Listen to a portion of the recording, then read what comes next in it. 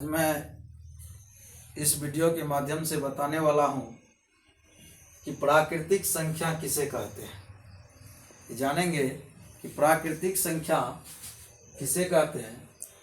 तो प्राकृतिक संख्या को गिनती की संख्या भी कहा जाता है। यहाँ लिखेंगे गिनती की संख्या, गिनती की संख्या 1, 2, 3, 4 लगातार संख्या को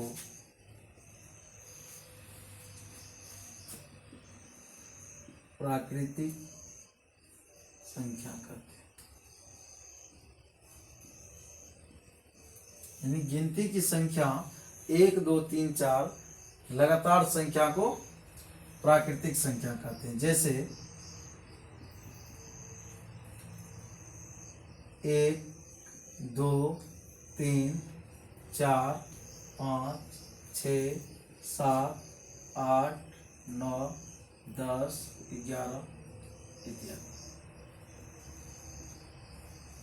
तो प्राकृतिक संख्या गिनती की संख्या 1, 2, 3, 4 लगातार संख्या को प्राकृतिक संख्या कहते हैं। यानी कि प्राकृतिक संख्या 1 से शुरू होती है, 1 से ये अनंत तक जाती है। यानी कि यहाँ लिखेंगे सबसे छोटी प्राकृतिक संख्या, सबसे छोटी प्राकृतिक संख्या 1 और सबसे बड़ी प्राकृतिक संख्या, सबसे बड़ी प्राकृतिक संख्या यहाँ अनंत हो जाएगा, ये अनंत।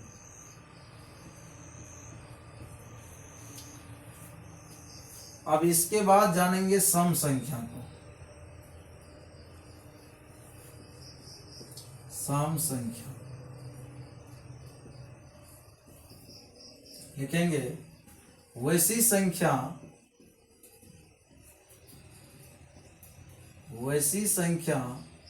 जो 2 से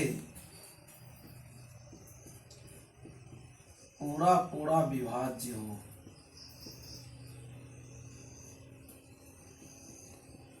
उसे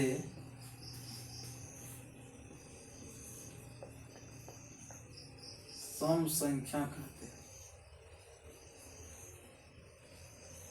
जैसे 2, 4, 6, 8, 10, 12, 14, 16, 18, 20, 22 इत्यादि। यहाँ है सम संख्या। सम संख्या वैसी संख्या जो 2 से पूरा विभाज्य हो। यानी कि जो संख्या 2 से पूरा विभाजित हो जाएगी। यानी कि जिस संख्या में हम 2 से भाग देंगे वो संख्या अगर पूरा 2 से विभाज्य हो जाती है, पूरा कट जाती है, शेषफल कुछ नहीं बचता है, शून्य बचता है, तो उसे हम सम संख्या कहते हैं। यानी कि जितनी भी संख्या हम यहाँ लिखे हैं सभी में अगर 2 से भाग दिया जाए, 2 से, तो ये सभी संख्या कट जाएगी और शेषफल 0 हो जाएगा। तो ये संख्या सम संख्या कहलाएगी। उसके बाद है विषम संख्या। विषम संख्या है, लिखेंगे वैसी संख्या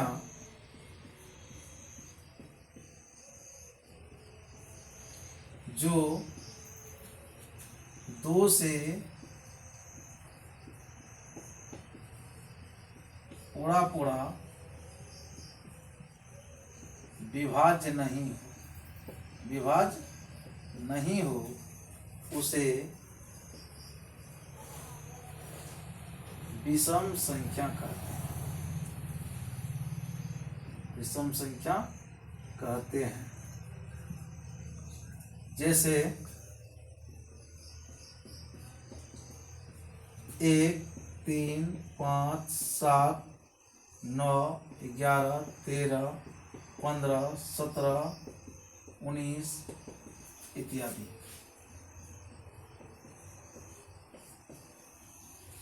तो जिस संख्या में हम 2 से भाग देंगे और वह संख्या पूरा पूरा अगर नहीं कटती है तो उसे हम विषम संख्या कहते हैं। अब है पूर्ण संख्या। पूर्ण संख्या लिखेंगे वैसी संख्या, या ऐसे भी लिख सकते हैं प्राकृतिक संख्या के, प्राकृतिक संख्या के समूह में शून्य शामिल कर देने से, शून्य शामिल करने से पूर्ण संख्या बन जाती है।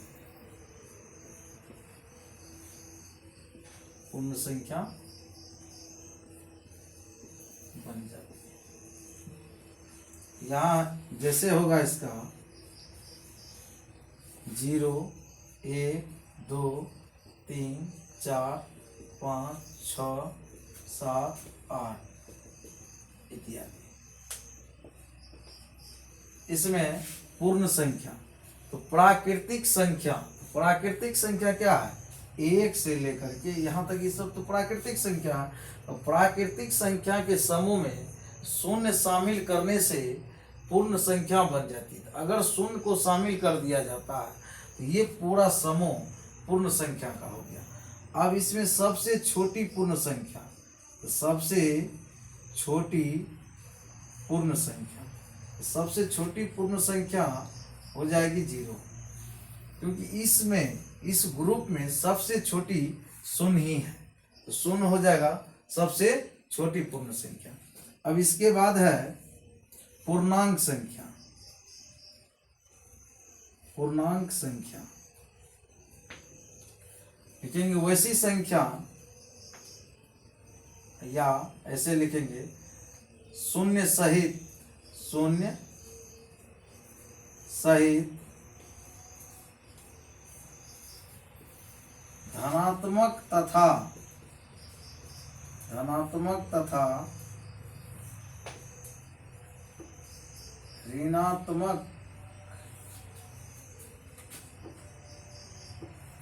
संख्याओं के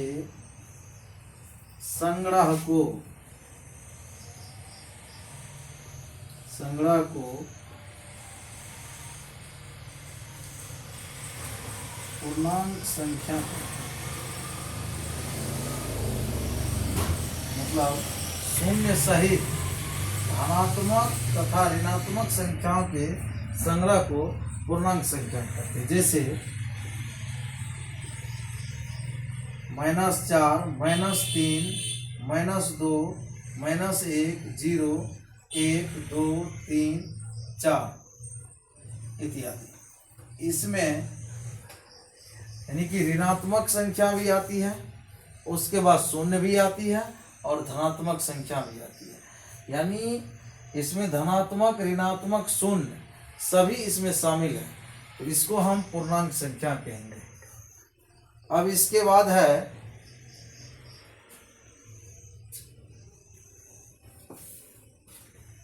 वास्तविक संख्या।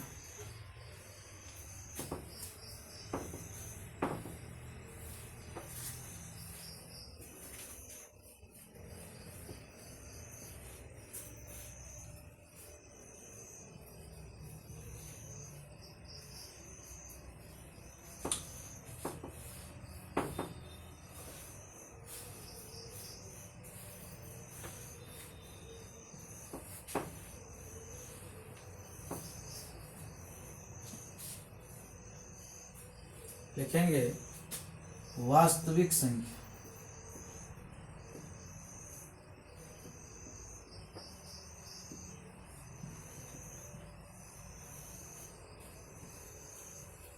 इसमें लिखेंगे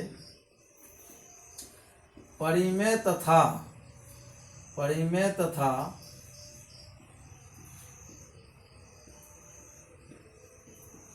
अपरिमेय संख्या के संग्रह को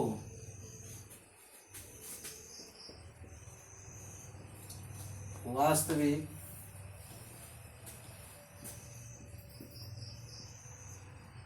संख्या कहते हैं। परिमेय तथा अपरिमेय संख्या के संग्रह को वास्तविक संख्या कहते हैं। एग्जाम्पल हो जाएगा इसका, जैसे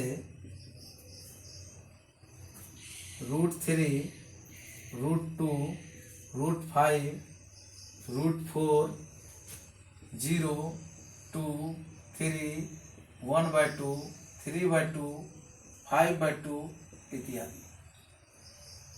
ये सभी संख्या वास्तविक संख्या का संग्रह है। अब यहाँ है परिमेय संख्या, तो परिमेय संख्या को भी जानेंगे। परिमेय संख्या क्या है? परिमेय संख्या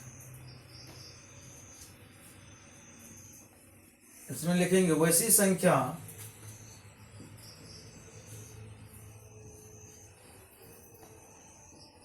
जो p/q के रूप में हो तथा q बराबर डज नॉट इक्वल टू 0, यानी कि q के बराबर 0 नहीं हो, उसे या जहां P और Q कोई पूर्णांक संख्या हो, उसे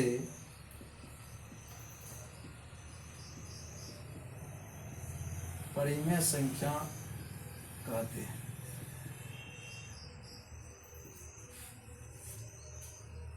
अब है कि वैसी संख्या जो p/q के रूप में हो तथा q बराबर 0 नहीं हो, q बराबर 0 नहीं हो, जहां p और q कोई पूर्णांक संख्या हो, उसे परिमेय संख्या कहते हैं। जैसे हो जाएगा 2, 3, 0, 1/2, 3/4, 5/3, √4, √16, √9 इत्यादि।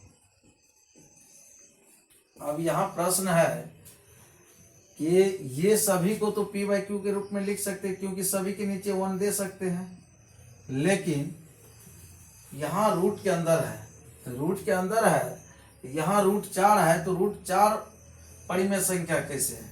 √4 तो 4 का वर्गमूल जो है ये 2 होता है, और 2 को 2/1 लिख सकते, इसीलिए √4 परिमेय संख्या होगा।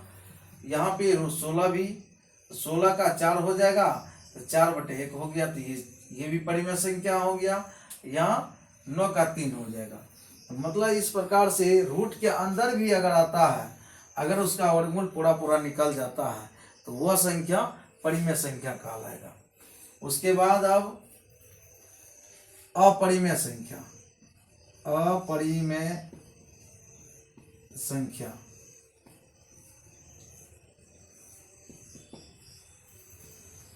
वैसी संख्या जो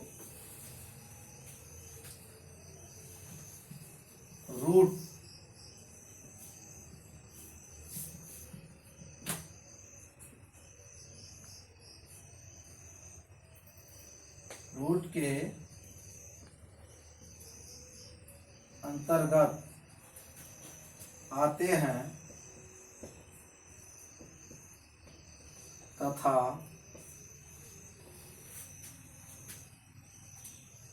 उसका वर्गमूल नहीं निकलता,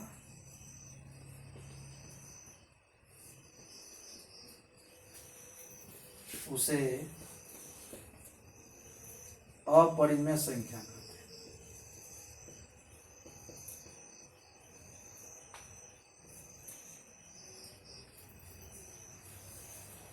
अपरिमेय संख्या कहते हैं।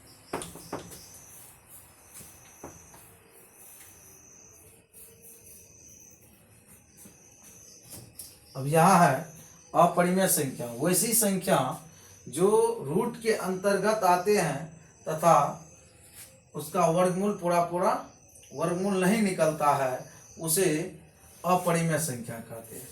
अब यहाँ है जैसे √3 लिखते हैं, तो √3 का जो वर्गमूल निकालेंगे तो ये पूरा पूरा नहीं निकलेगा, इसमें शेष फल कुछ न कुछ बच जाएगा, इसीलिए ये अपरिमेय संख्या हो जाएगा। √5 का भी, √7 का भी, √19 का भी, √17 का भी, मतलब ये सब संख्या का वर्गमूल पूरा पूरा नहीं आएगा, इसलिए यह संख्या अपरिमेय संख्या कहलाएगा इत्यादि।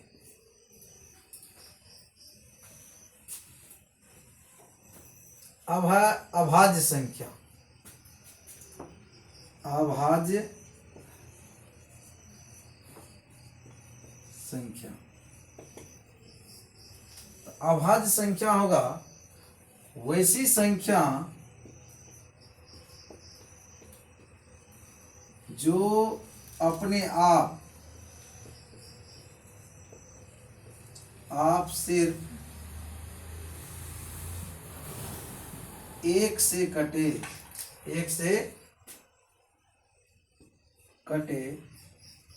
उसे अभाज्य संख्या कहते हैं।